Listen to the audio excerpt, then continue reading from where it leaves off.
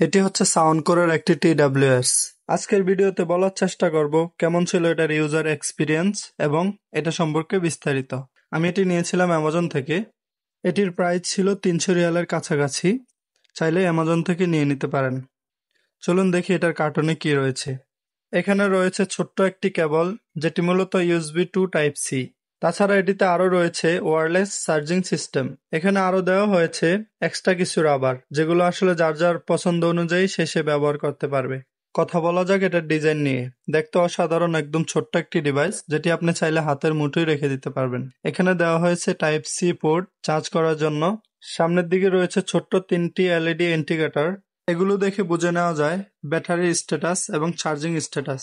কভারের নিচের দিকে ব্যবহার করা হয়েছে উন্নত মানের কিছু ফোম, যেগুলো আসলে TWS কে চেপে ধরতে সাহায্য করে যেন চার্জ প্রপারলি হয়। মেইন কেস থেকে ব্যাটারি ব্যাকআপ পাওয়া যায় 50 ঘন্টার মতো।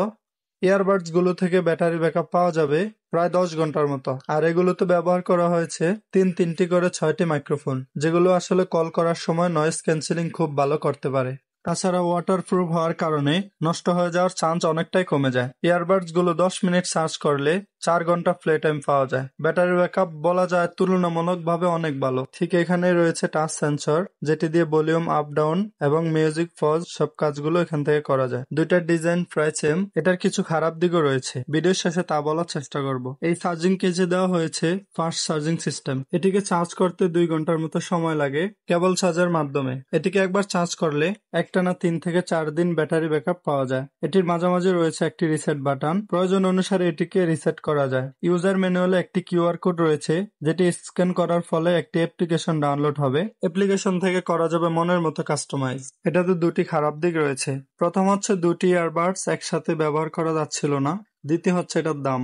এটা বাংলাদেশ টাকা প্রায় 7,000 টাকা প্লাস হয়ে যায়। তো সেজন্য দামটা আর একটু কম হলে বেটার হতো। এই ছিল ভিডিও। যদি কিছু বাদ পড়ে যায় কমেন্টস করতে পারেন, আমি অ্যান্সার দেওয়ার চেষ্টা করব।